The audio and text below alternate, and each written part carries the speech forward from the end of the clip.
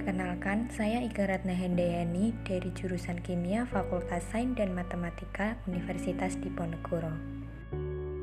Universitas Diponegoro adalah sebuah perguruan tinggi negeri di Indonesia yang berlokasi di Semarang. Universitas Diponegoro merupakan salah satu kampus negeri unggulan yang memiliki sederet prestasi. Undip menduduki peringkat kelima sebagai kampus terbaik berdasarkan klasterisasi perguruan tinggi non-vokasi Kemenristek Dikti 2018. Sejak awal berdiri hingga sekarang, Undip telah memiliki 11 fakultas dan 2 sekolah.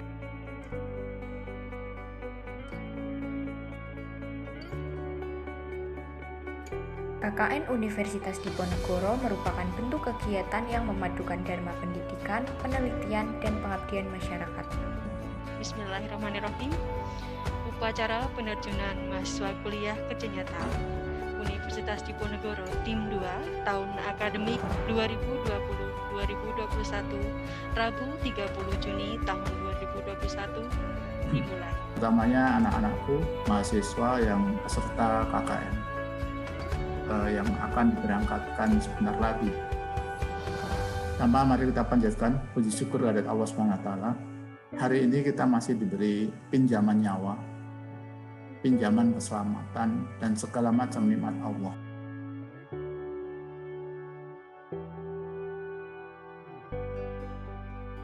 Kelurahan Jangli merupakan salah satu dari 12 kelurahan yang ada di Kecamatan Tembalang dengan luas sekitar 207,5 hektar yang meliputi pemukiman, bangunan umum, dan pekarangan rumah. Sebelah utara Kelurahan Jangli berbatasan dengan Kelurahan Candisari, sebelah selatan Kelurahan Jangli berbatasan dengan Kelurahan Tembalang, sebelah timur berbatasan dengan Kelurahan Sambiroto dan Kelurahan Tandang, sebelah barat berbatasan dengan Kecamatan Banyumanik.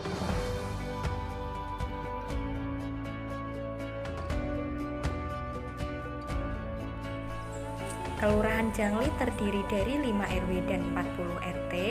Kelurahan tersebut didiami oleh 1.966 kepala keluarga atau sekitar 7.200 warga. Area pemukiman terbagi menjadi 5 RW, yaitu RW 1, RW 2, RW 3, RW 4, dan RW 5. Pusat pemerintahan terdapat di RW 2. Kegiatan pemerintahan dilakukan di sebuah kantor Kelurahan Jangli yang terletak di RW 2. Balai Kelurahan Jangli berada pada satu wilayah dengan kantor Balai Kelurahan yang biasanya digunakan sebagai tempat pertemuan.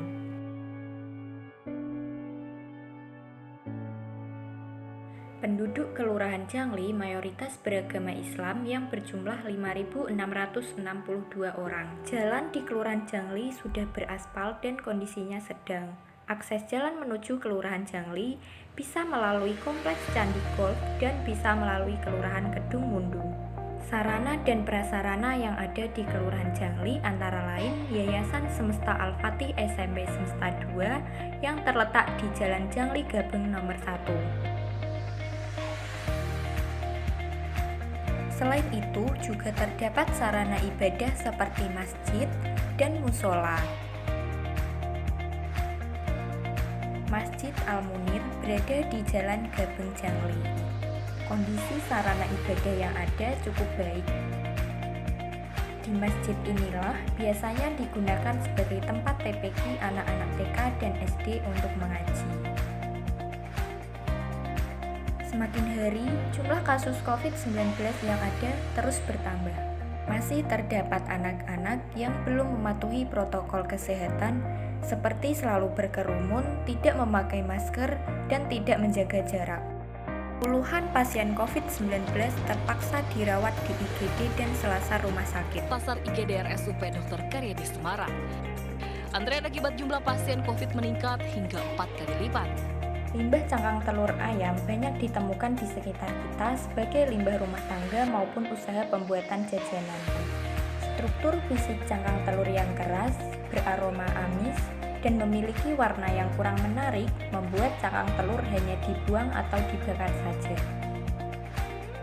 Topografi Kelurahan Jangli berupa dataran tinggi, suhu udara rata-rata sekitar 22-32 derajat Celcius. Mata pencaharian warga desa Jangli ada buruh tani, buruh industri, buruh bangunan, pedagang, pegawai negeri, dan pengangkutan. Hasil bumi yang dihasilkan dari pertanian berupa palawija, seperti singkong, jagung, kacang hijau, kacang panjang, kedelai, dan ubi. Tanaman palawija tidak memerlukan asupan air banyak.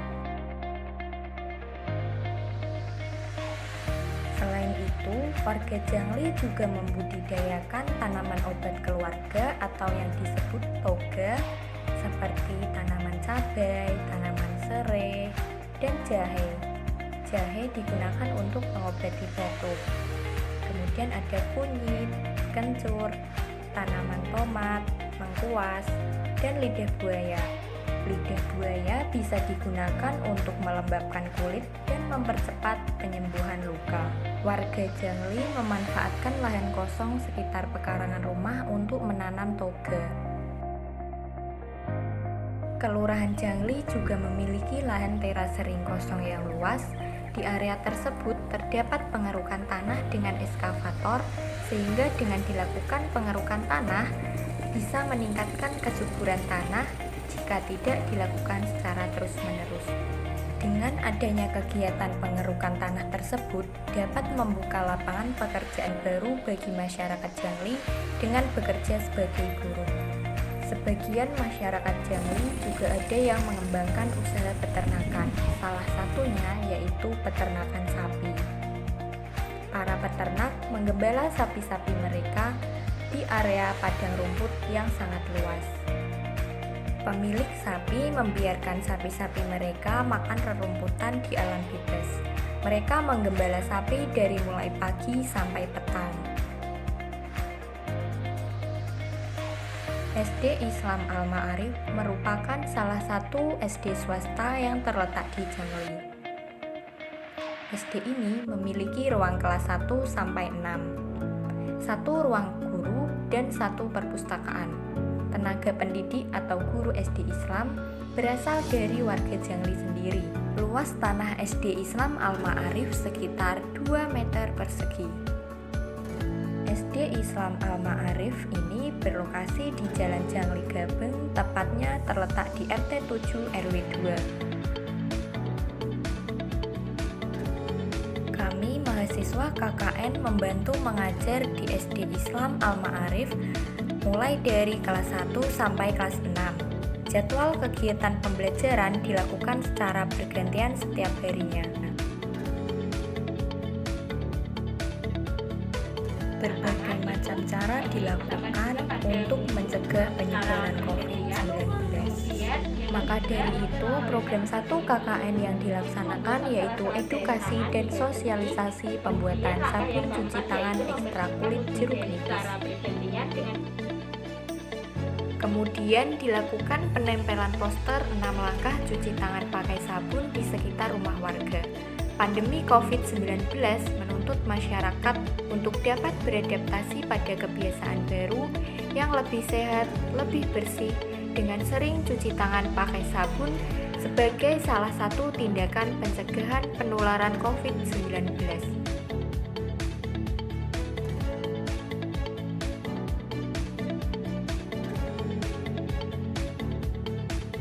Program kedua KKN yang diangkat yaitu pelatihan pembuatan pupuk organik cair dari limbah cangkang telur ayam. Program tersebut dibuat dengan landasan untuk mencapai salah satu tujuan pembangunan berkelanjutan SDGs di tengah pandemi COVID-19.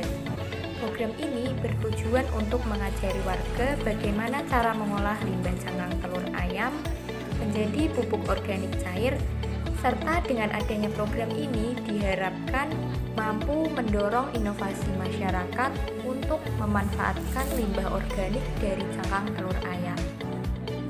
Dalam pembuatan pupuk organik cair dari cangkang telur ayam, alat yang diperlukan yaitu ember, botol plastik, pengaduk, cobek, dan ulekan.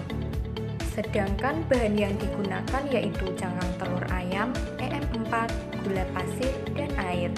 Cangkang telur ayam memiliki kandungan fosfor yang tinggi yaitu sebesar 52 ppm.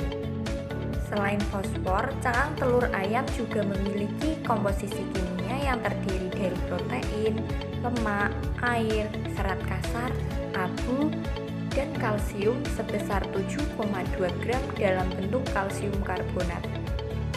Pembuatan pupuk organik cair dari limbah cangkang telur ayam selain dapat mengurangi sampah rumah tangga, juga dapat meningkatkan nilai daya guna limbah cangkang telur. Salah satu sumber masalah penurunan kualitas lahan pertanian adalah penggunaan pupuk kimia secara berlebihan yang dapat menurunkan kualitas kimia, fisik, dan biologi tanah. Penggunaan pupuk kimia dalam jangka waktu yang cukup lama dapat mempengaruhi hasil produksi tanaman.